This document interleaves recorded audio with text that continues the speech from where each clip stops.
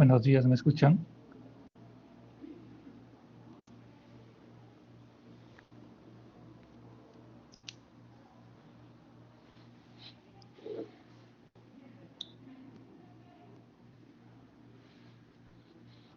Muy bien. Sí, doctor.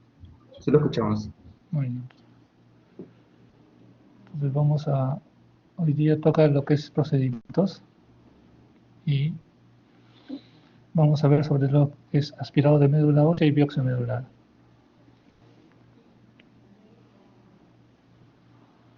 En primer lugar debemos saber qué es la médula. La médula ósea es un tejido que está ampliamente difundido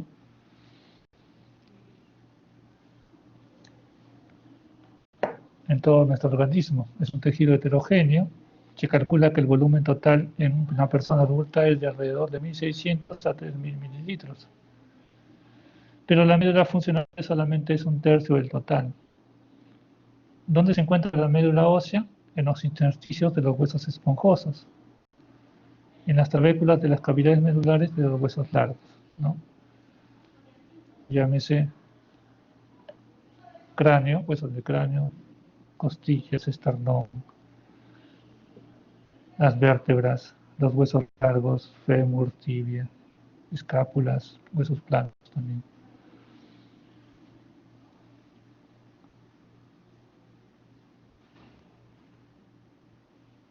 ¿Cuál es la función que cumple la médula ósea? Básicamente la producción de células sanguíneas, ¿no? Todas las células hematopoyéticas se van a producir a nivel de la médula. Y obviamente dentro de ellas las células que van a participar en lo que es el sistema inmunitario, los linfocitos, los neutrófilos. A nivel de la médula también se va a producir lo que es el procesamiento de antígenos, el reconocimiento y eliminación de células envejecidas también, ¿no? La celularidad de la médula ósea va a variar según la edad. En los neonatos, la médula está conformada por un 80% de células hematopoyéticas y solamente un 20% está conformado por lo que es el tejido graso. Lo que se conoce las células hematopoyéticas como la médula roja y el tejido graso como la médula amarilla, ¿no?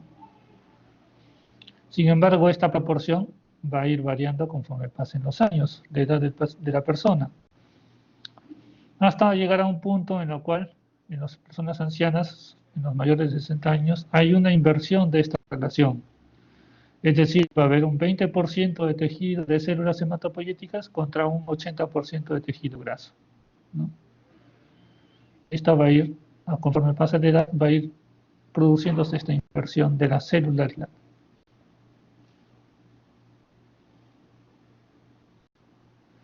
¿Cuál es la composición del tejido hematopoyético de la médula ósea? El mayor componente lo corresponde a la que es la serie meloide, que es el 56%. Luego tenemos a la serie eritroide con un 20%, a la serie meacariocítica un 10%, células plasmáticas generalmente hasta un 4%, y la serie linfoide, las células linfoides hasta un 10%.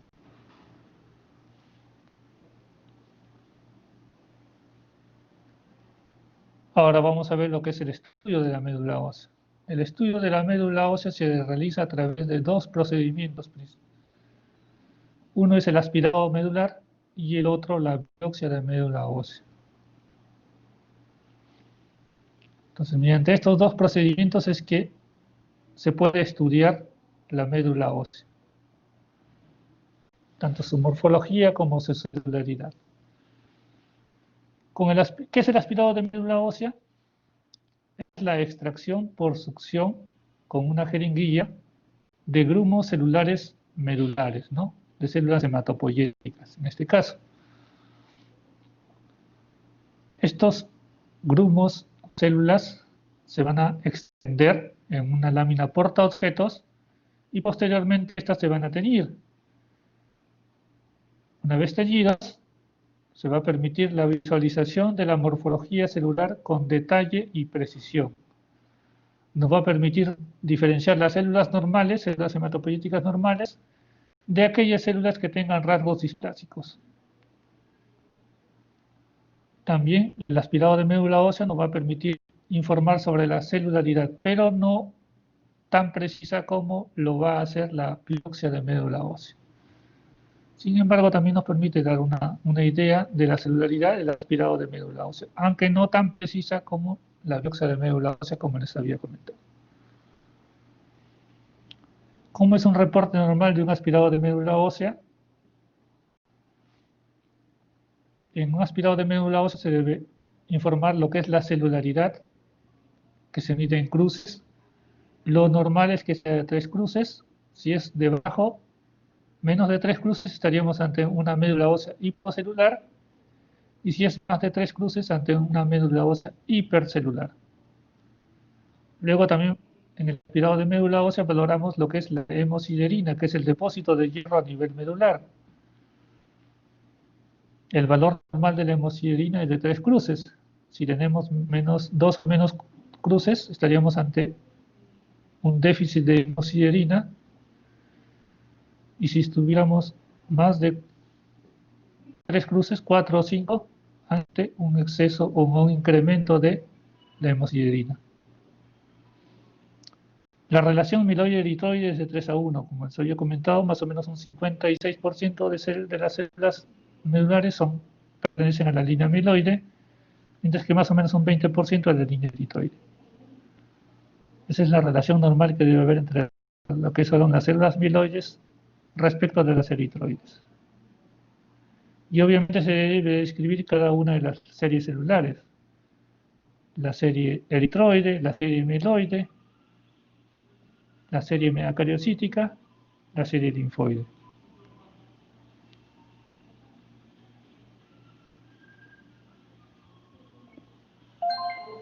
Usos del aspirado de médula ósea.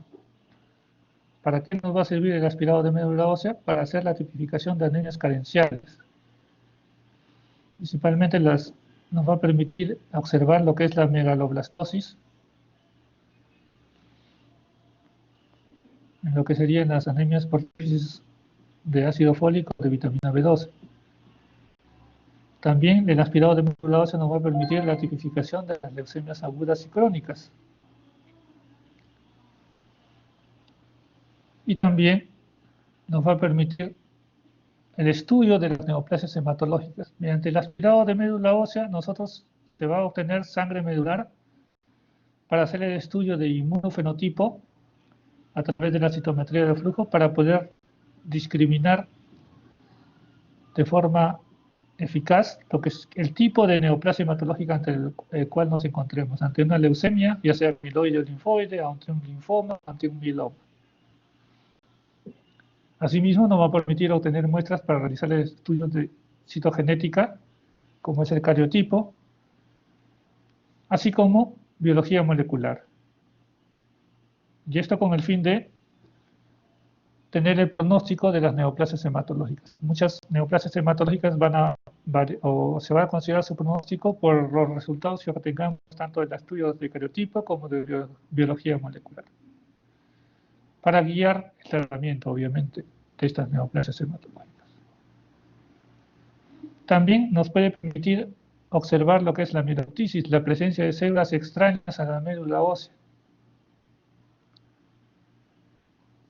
Asimismo, mediante el procedimiento de aspirado de médula ósea se van a obtener muestras para realizar un cultivo para descartar infecciones, ¿no? La presencia de agentes infecciosos,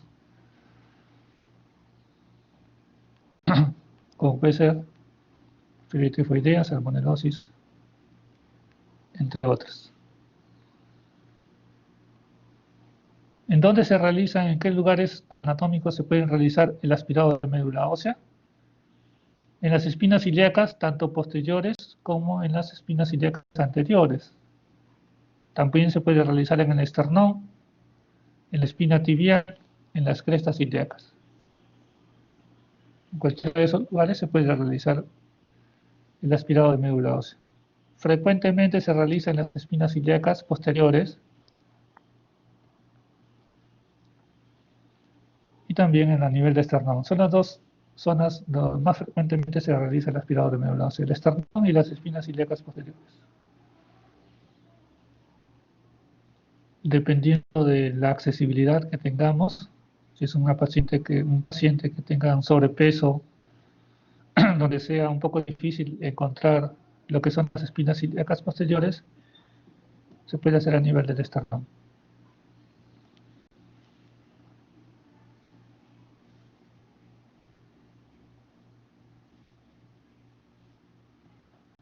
Contraindicaciones para realizar el aspirado de médula ósea, no existen contraindicaciones específicas. Simplemente hay que tener mucha precaución para realizar el aspirado de médula ósea en el esternón.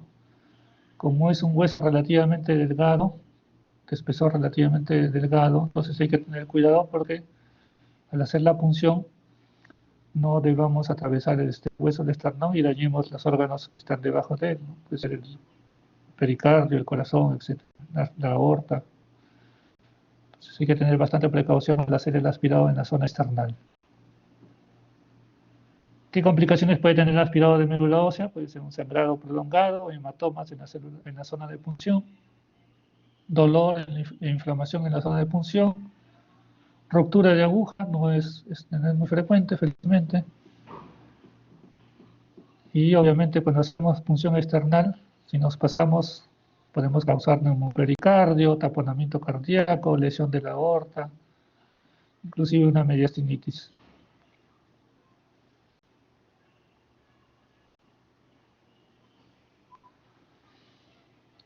Aquí nuevamente, ¿para qué realizamos o para qué es idóneo el aspirado de médula ósea? Para permitir hacer un reconocimiento celular detallado, tipificación de blastos, estudio del hierro medular a través de la hemosiderina, la presencia de células tesaurismóticas, que son histocitos, por enfermedades acumulativas, enfermedades de depósito, como la enfermedad de Gaucher, entre otras enfermedades de depósito. Ver la presencia de parásitos unicelulares, histoplasmosis a nivel medular. Para hacer los estudios de citoquímica, citogenética, citometría de flujo y cultivos microbiológicos.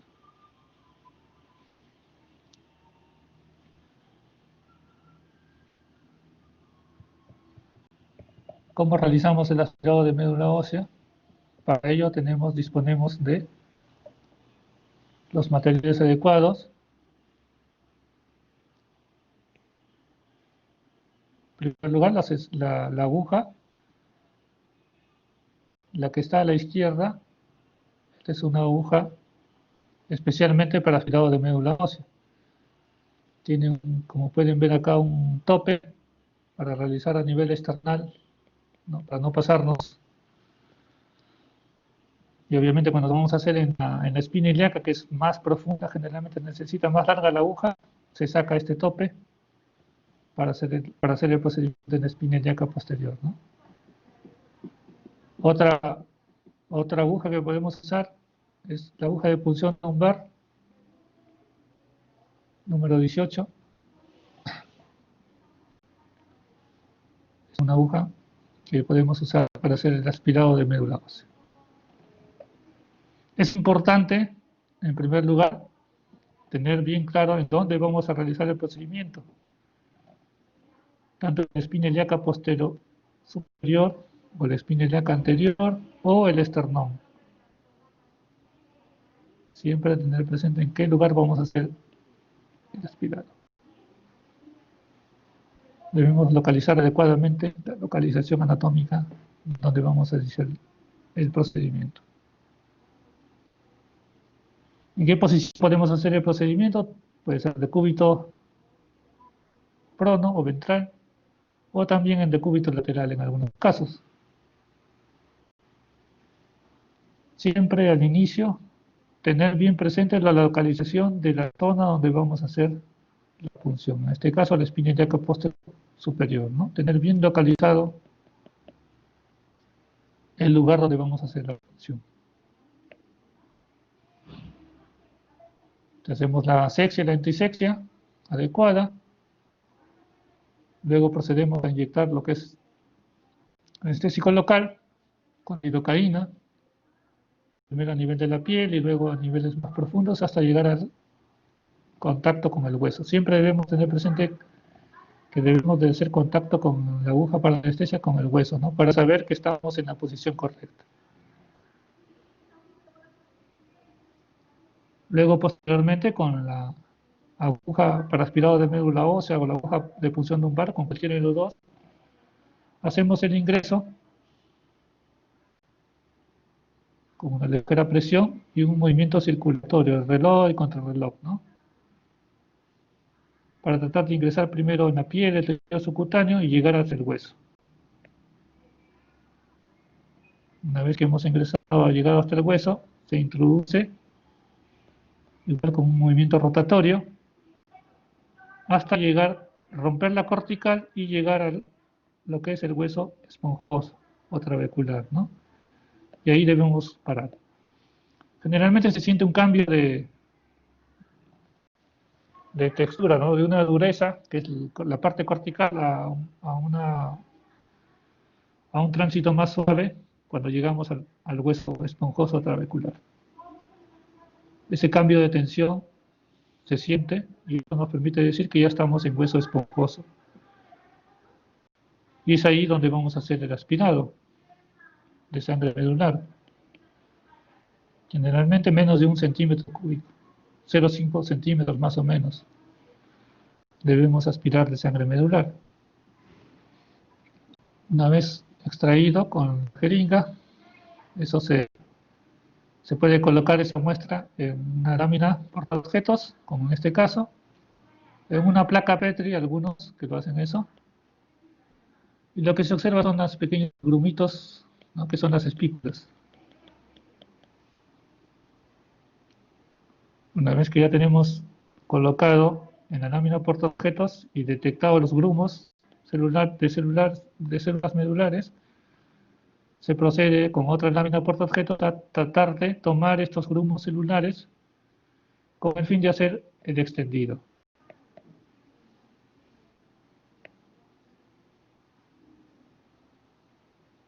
Se puede hacer, se presiona ligeramente, no presionar, sino hacerle contacto nada más y extender, ¿no? En direcciones opuestas a ambos y se obtiene el extendido.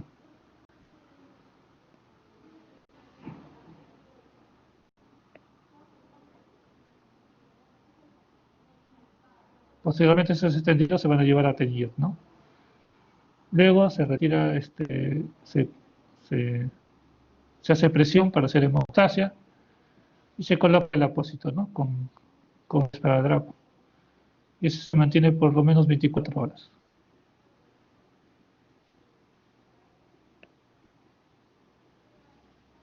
¿Hasta ahí alguna pregunta, alguna duda?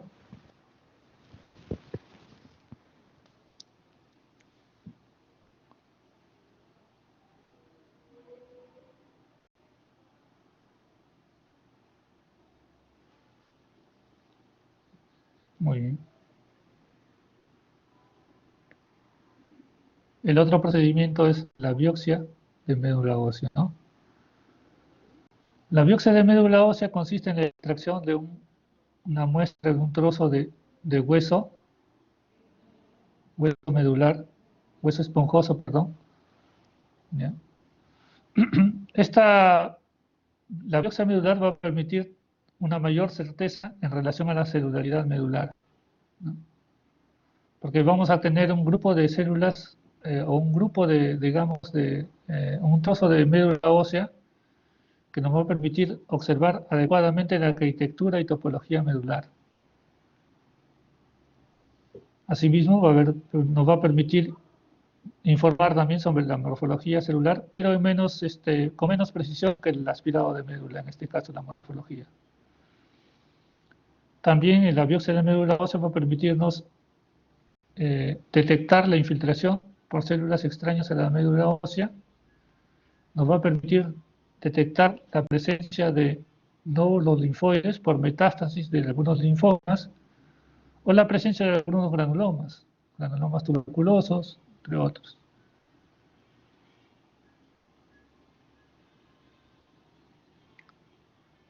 ¿En qué situaciones es necesario hacer la biopsia de médula ósea? Cuando hay pancitopenias, en que le queremos descartar, por ejemplo, una anemia plástica. En todo paciente con anemia plástica debemos hacer una biopsia medular para el diagnóstico.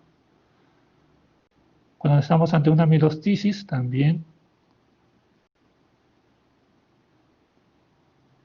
Cuando hay neoplasias hematológicas y otras, como metástasis, generalmente en estos casos, cuando el aspirado es seco, también es otra indicación de la biopsia de médula ósea.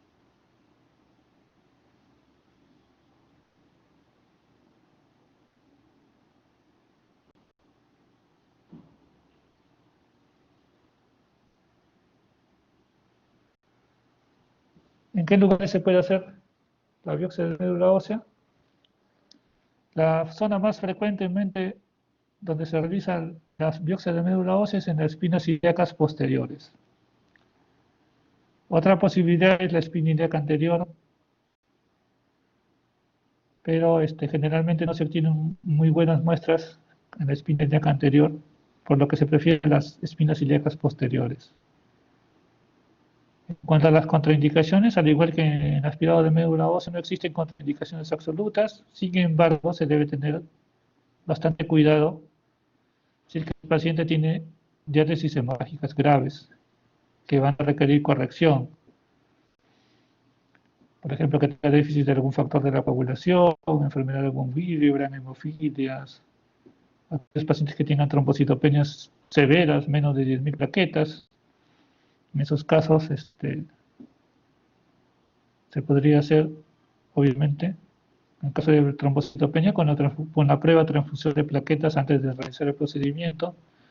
Y en el caso de alguna coagulopatía, hay que corregir esa coagulopatía para realizar el procedimiento y evitar que haya complicaciones.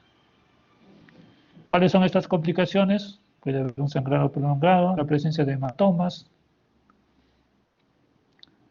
puede haber ruptura de la aguja dentro del hueso, es poco frecuente, pero puede darse.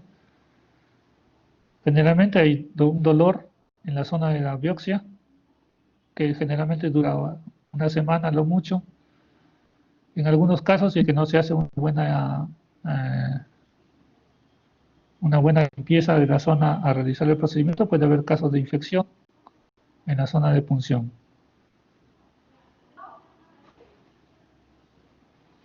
Es raro que se produzca, en algunos casos puede producirse hemorragias retroperitoneales, neumoperitoneo, pero no son muy frecuentes.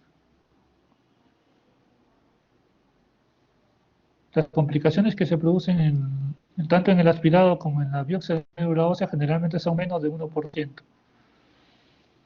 No son muy frecuentes las complicaciones en estos dos procedimientos. Entonces, ¿para qué es idóneo la biopsia de médula ósea? Para el reconocimiento de la estructura general normal y alteraciones de la médula ósea. También nos va a permitir evaluar la celularidad global y de la grasa, la distribución de la grasa medular. Asimismo, va a permitir la detección e identificación de lesiones focales de los linfomas, también la presencia de granulomas, de metástasis de ciertos tipos de cánceres, sobre todo epiteliales, y patrones infiltrativos en síndromes linfoproliferativos. También nos va a permitir estudiar lo que es la fibrosis medular para algunos síndromes mieloproliferativos, como es la mielofibrosis primaria, patrones histopatológicos de infiltración de neoplasias, valoración del hueso, vasos y el estroma, y también va a permitir la identificación de células mediante inmunohistoquímica, ¿no? De células neoplásicas, presencia de células neoplásicas y tales.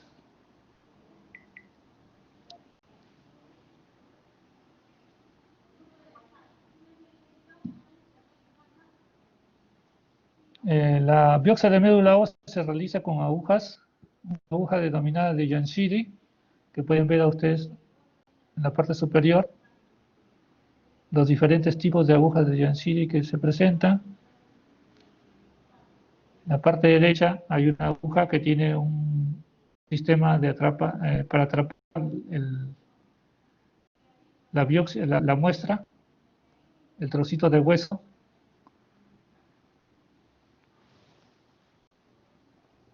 Todos ellos van a tener un trocar y un mango, ¿no? Donde se va a colocar ese trocar. Este es el atrapador.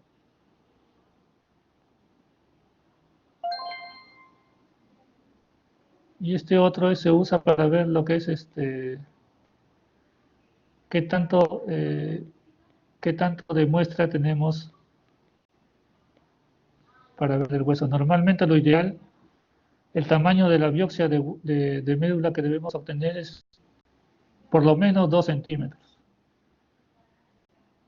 2 centímetros de hueso, por lo menos, de hueso esponjoso. Entonces, con este aparatito nos va a permitir medir cuánto estamos tomando de hueso, ¿no? Es igual, como en la espiral de médula ósea, se hace la limpieza adecuada, se infiltra. Obviamente la anestesia en estos casos se coloca en mayor cantidad, mientras que en el aspirado se puede colocar entre 3 centímetros más o menos de lidocaína. En el caso de una biopsia de médula ósea puede llegar a colocarse hasta 15 centímetros de lidocaína para tener una buena anestesia y nos permita introducir esta aguja que, como pueden ver, es un calibre mucho mayor que la aguja que se usa para el aspirado de médula ósea, de un calibre aproximadamente 11G, 11 Gauge.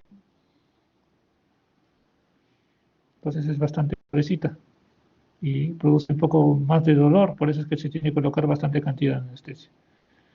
Y al igual que movimientos rotatorios se realizan, mediante movimientos rotatorios se va introduciendo hasta llegar al hueso, ¿no? A la cresta ilíaca posterior superior.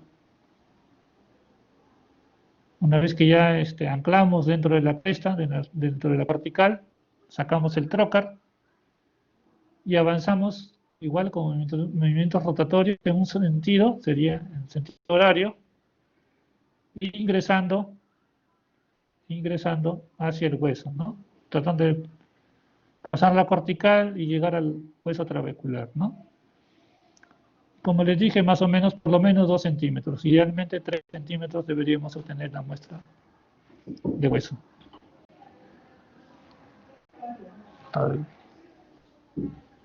Una vez obtenido más o menos medido el tamaño que queremos sacar de hueso, 2 a 3 centímetros, como les dije, se hace el movimiento en contrarreloj y se retira de forma lenta.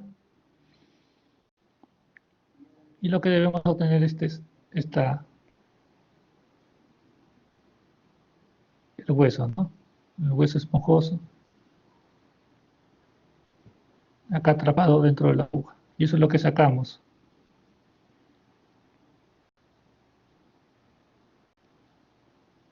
Entonces ese huesito, mediante el trocar en sentido contrario, se coloca sobre una gasa y luego esto sobre una lámina portaobjetos y se establece contacto con otra lámina portaobjetos para lo que es la impronta de esta biopsia, ¿no? Para poder observar, tener y observar estas muestras de la lámina portaobjetos en el microscopio también, ¿no? Y el hueso, obviamente, se va a fijar en lo que es una muestra con formol para su posterior estudio histológico.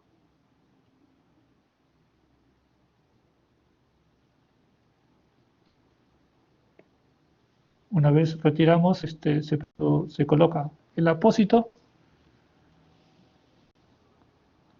que debe quedar colocado por lo menos 2 días, 72 horas, perdón, hasta 48 horas, 48 a 72 horas.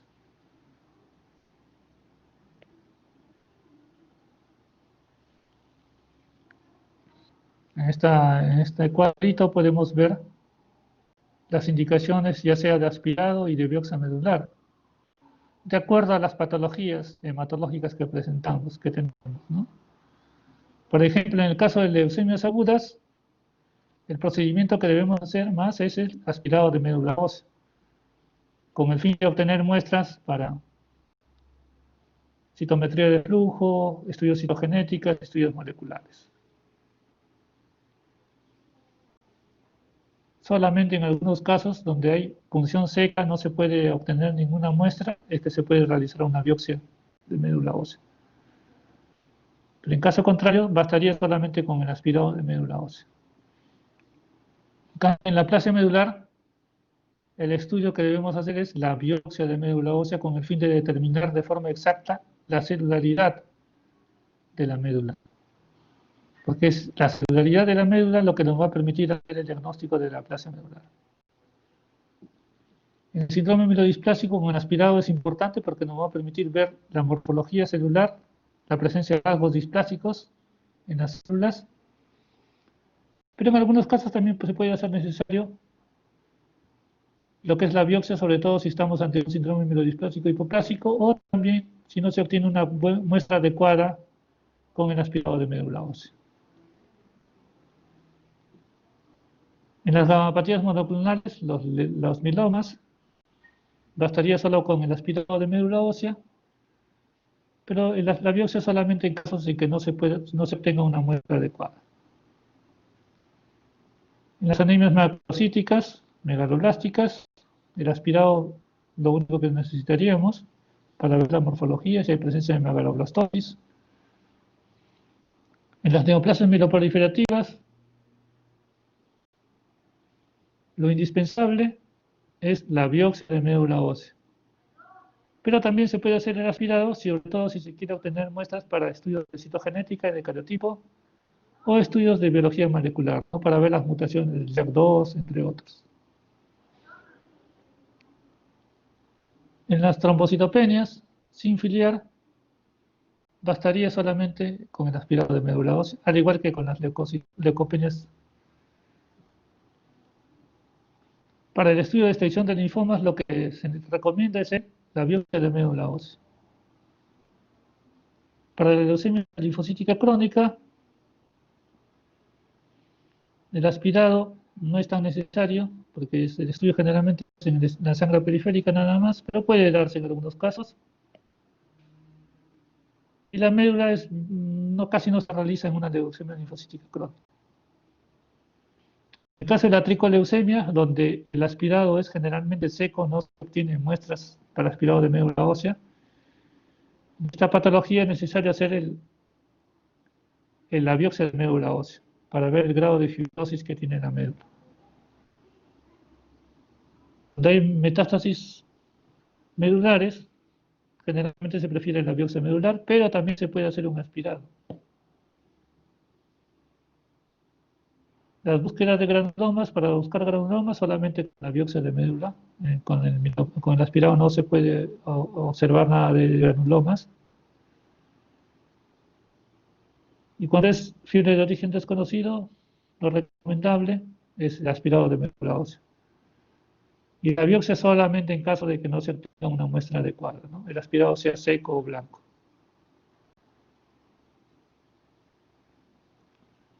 Como pueden ver, tanto el aspirado como la médula ósea se podría considerar que casi son estudios complementarios, ¿no? Muy pocas veces se prefiere uno u otro método como prueba diagnóstica, como procedimiento. Generalmente son complementarios, se pueden realizar ambos inclusive.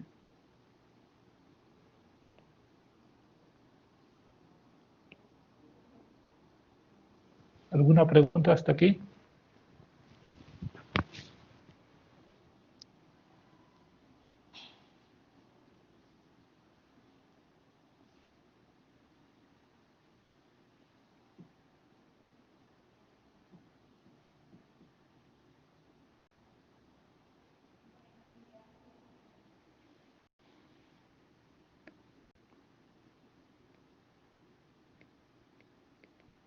¿Todo claro?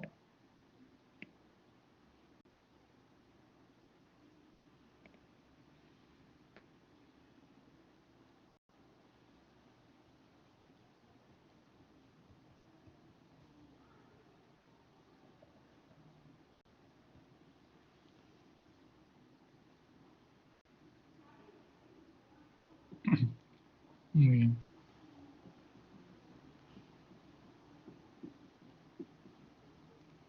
Para el estudio de las neoplasias hematológicas es muy importante el aspirado y en algunos casos también la biopsia medular, principalmente para hacer lo que es el estudio citoquímicos, ¿no? El estudio de la mieloperoxidasa, para distinguir lo que son las leucemias mieloides.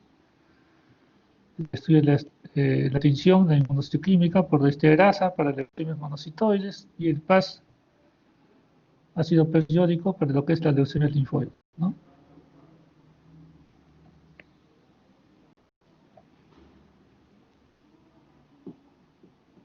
Con el aspirado de médula ósea vamos a ver lo que es la tinción de PERS para ver lo que es la hemosiderina, los depósitos de hemosiderina. La hemosiderina toma una coloración verdosa cuando se tiñe con la tinción de PERS. En este caso apenas si se nota una pequeña tinción verdosa, ¿no? En esta espícula, en esta gran espícula. Obviamente en este caso consideremos que la hemosiderina está disminuida, porque esto es lo que deberíamos encontrar normalmente, ¿no? Como pueden ver acá, la hemosiderina teñida de color verde turquesa, color verdoso, perdón, que es uniformemente a través de toda la espícula, ¿no? Esto es lo que deberíamos encontrar de forma normal. Contrario a lo que ven acá, que está disminuida, ¿no? Apenas si se nota.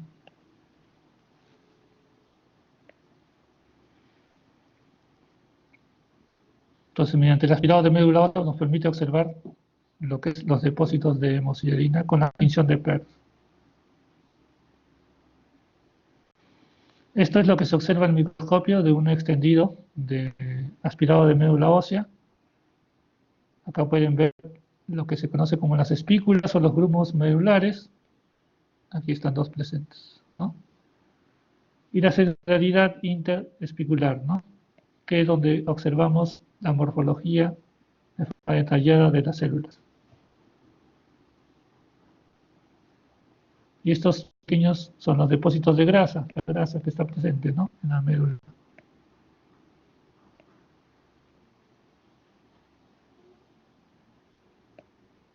Como vemos, no es muy abundante. Esta sería una médula normal, ¿no?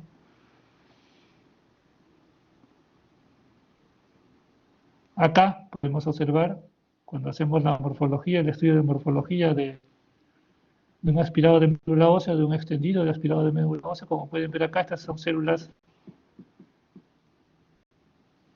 que tienen escaso citoplasma, se pueden ver los nucleolos ahí presentes.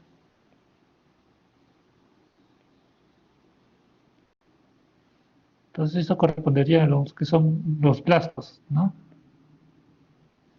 Todas las células que ven acá en este campo son blastos, todas. No hay ningún otro tipo celular. Entonces allí sería una leucemia aguda. Acá en esta lámina, como pueden ver acá igual, las células pequeñas con escaso citoplasma corresponden a lo que es una leucemia linfoblástica aguda L1.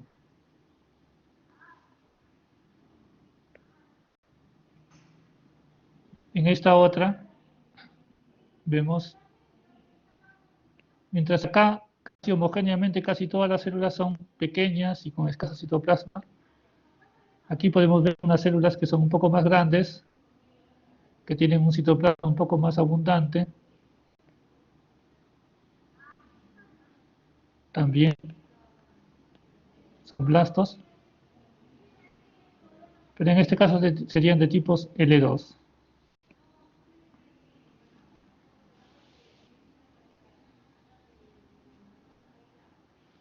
Esta es una leucemia linfoblásica aguda también de tipo L3 o tipo Burkitt. Si pueden ver ustedes ahí la gran cantidad de vacuolas que hay en el citoplasma. Esto es característico de la leucemia linfoblástica L3 o tipo Burkitt.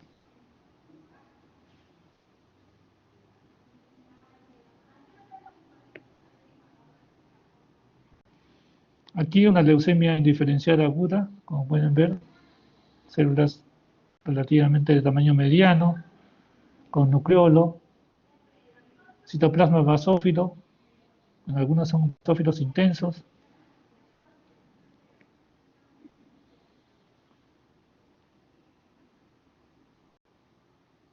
Esta es una leucemia mieloide aguda, M1. Ahí se pueden ver los mieloblastos granulares.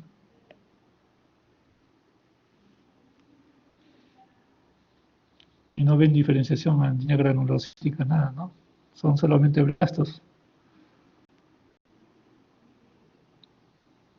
Mientras que esta es una leucemia mieloide aguda M2, donde hay diferenciación. Acá pueden ver un neutrófilo, ¿no? Quiere decir que sí hay diferenciación, pero estos son blastos, blastos, blastos.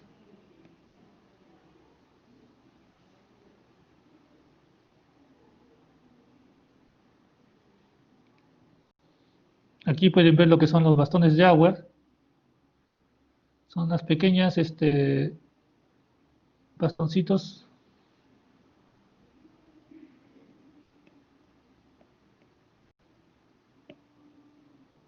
Cuando hay presencia de bastones de Jauer, eso sería una leucemia mieloide aguda. Los bastones de Jauer están presentes en las leucemias mieloides agudas.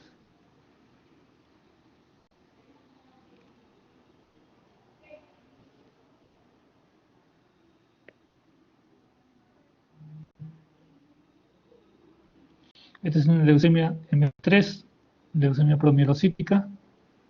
Como pueden ver los gránulos, los grandes gránulos que están presentes en el citoplasma y en el núcleo inclusive, que tapan el núcleo, es característico de los promielocitos, ¿no? En este caso sería una leucemia mieloide aguda M3 o promielocítica.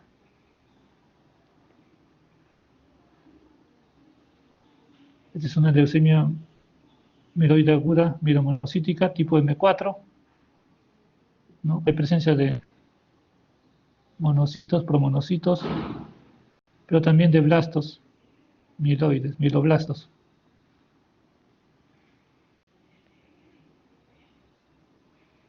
Aquí esta es una leucemia mielomonocítica aguda también, M4, igual con la presencia de monoblastos y la presencia de mieloblastos.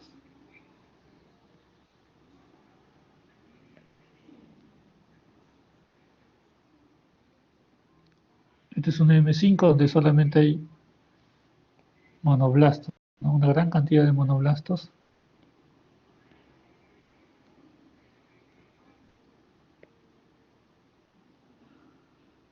Es una leucemia M6 o eritroleucemia, donde lo que predominan son los eritroblastos.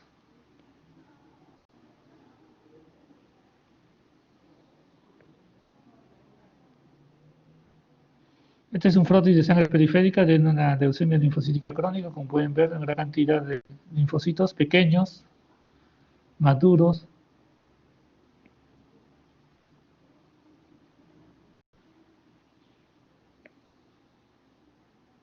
Y esto es en el frotis de médula, en el aspirado medular, ¿no? También se pueden ver los linfocitos, la infiltración de la médula por una gran cantidad de linfocitos.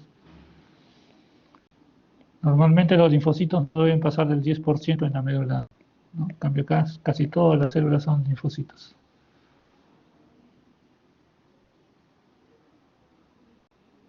Este es un frotis de sangre periférica donde se puede ver acá un linfocito con unas prolongaciones citoplasmáticas como si fueran cabellos bellos, ¿no? Es lo que se conoce como las células peludas. Esto es característico de de las tricoleucemias, ¿no? La tricoleucemia tiene esta característica que tiene los linfocitos con prolongaciones citoplasmáticas que asemejan como pelitos. Por eso se le conoce como leucemia de células vellosas.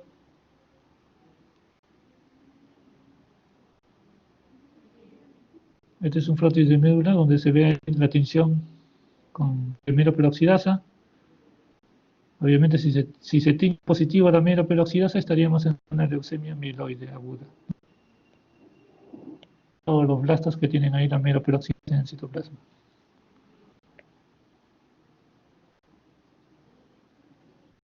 Acá vemos diferentes estadios de maduración de los neutrófilos. Hay bandas, hay metamielocitos,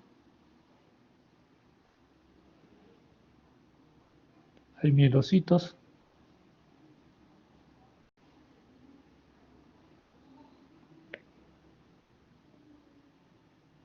Igual acá también hay promielocitos, inclusive. Hay juveniles, bandas, metamielocitos también acá. Y esto es característico de la leucemia amiloide crónica, ¿no? La presencia de los elementos inmaduros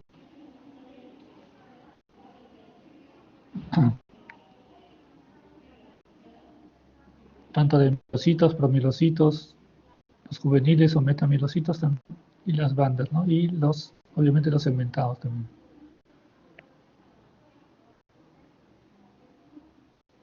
Aquí podemos ver unas células plasmáticas.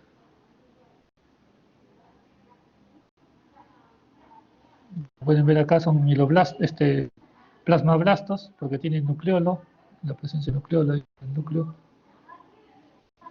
Serían plasmablastos y una gran cantidad de células plasmáticas.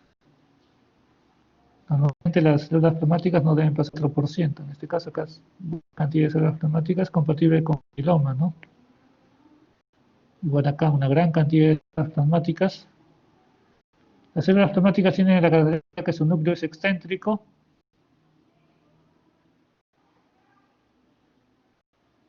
Acá incluso podemos una célula plasmática con 2 núcleos. Igual acá también 2 núcleos. Son células plasmáticas neoplásicas.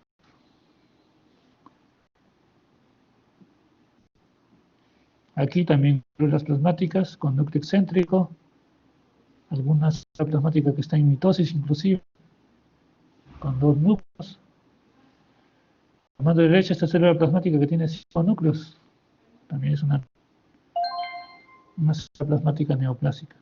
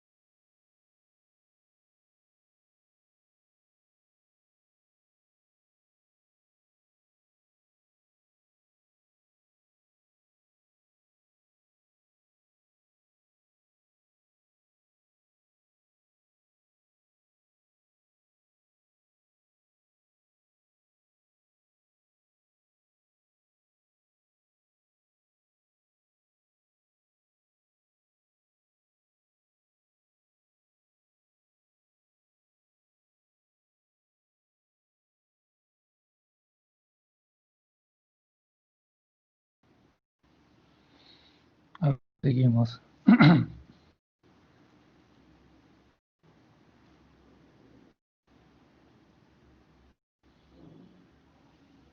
Entonces, ¿para qué se hará el aspirado de médula ósea? Para obtener muestras para realizar el estudio de inmunofenotipo mediante la citometría de flujo, verificar las leucemias, ¿no? ¿Qué tipo de leucemias ante qué tipo de leucemia nos encontramos, ¿no? Si es una leucemia linfoide o es una leucemia mieloide. Entonces es importante el estudio de citometría de flujo.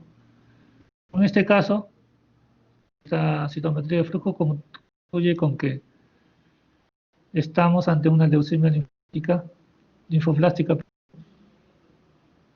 células B. Por dice que es una leucemia linfoblástica, hay expresión del TDT, como pueden ver al lado izquierdo, el TDT positivo, el CD34. El CD34 está presente en los dos. CD38 también está presente en los blastos.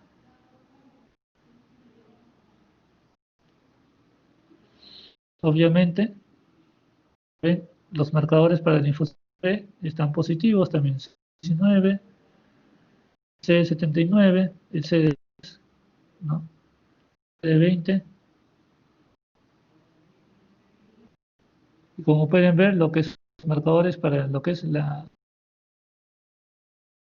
leucemias mieloides, como es el MPO, el CD3, el CD33, son negativos. Entonces, por eso esta citometría de flujo concluye que es una leucemia linfoblástica aguda. Porque hay expresión del TDT, hay expresión de marcadores de los linfocitos B, como son el CD19, el CD79, el CD20, el CD10.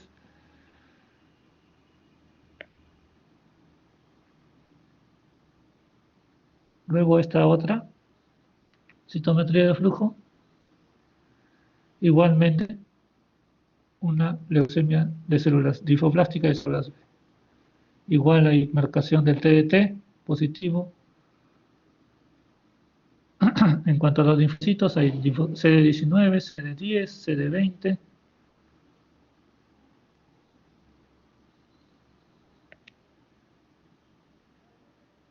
Esto es una leucemia mieloide aguda, en la cual lo que podemos ver acá, el TDT es negativo, entonces eso nos quiere decir que no es linfoide. Y si ponemos acá lo que es el MPO, hay expresión, ¿no? Positivo. Hay expresión del CD13, del CD33, que son también marcadores mieloides, por lo que concluye esta citometría de flujo que es una leucemia mieloide aguda.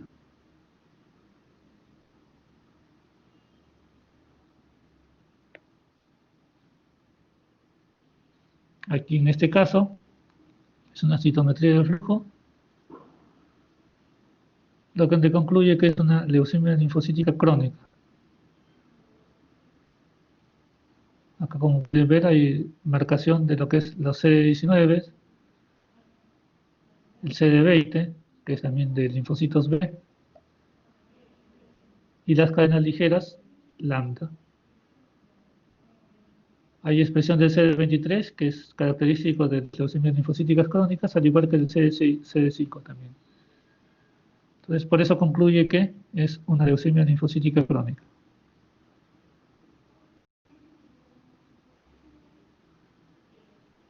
Aquí no se observa tan bien, pero esta es una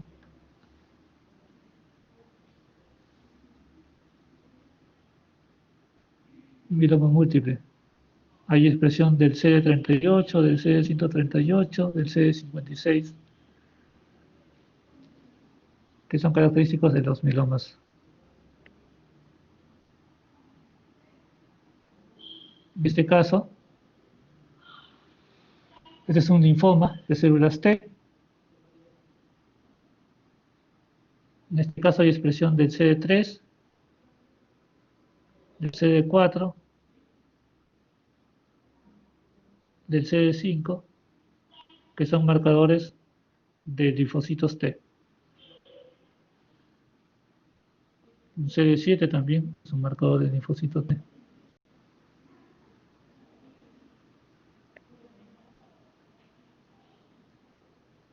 En este caso, para lo que es el estudio molecular, para ver lo que es el gen PML-RAR, que es positivo en lo que son las leucemias promielocíticas agudas.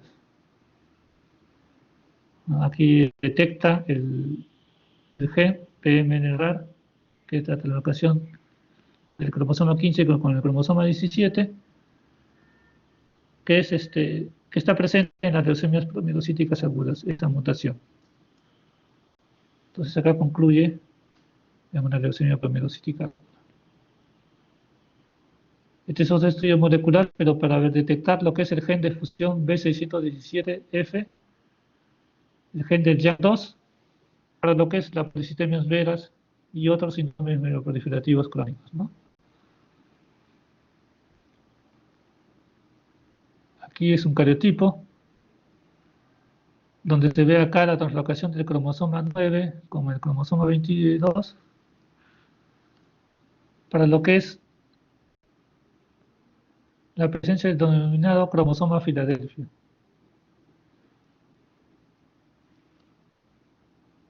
concluye con 46X con translocación del 9 con el 22, cromosoma 9 con el 22, que es característico del cromosoma Filadelfia. Este cromosoma Filadelfia está presente en las leucemias mieloides crónicas y en algunos casos también en algunas leucemias linfoides agudas.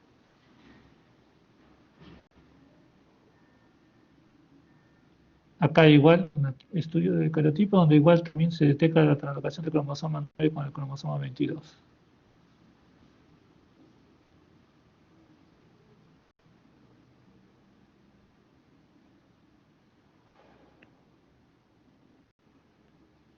¿Alguna pregunta?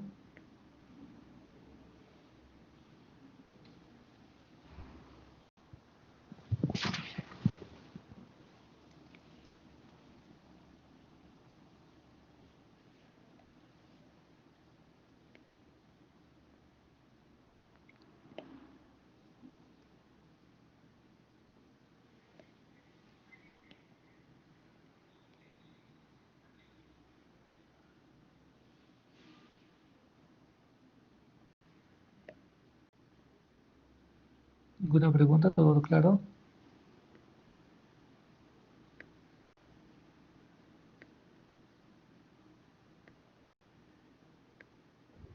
Sí, doctor, creo que todo claro. Muy bien.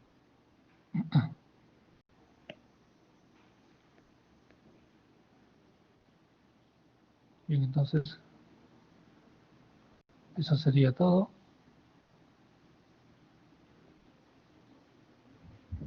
Doctor, ¿nos podría pasar sus diapositivas, por favor? Sí, por correo. Sí, por correo. Yo le escribo, ahora le pongo mi correo acá en el chat.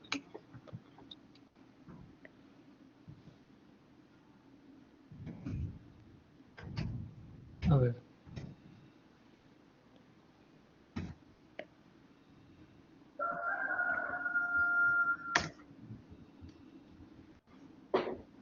Ahí le dejo, doctor, por favor.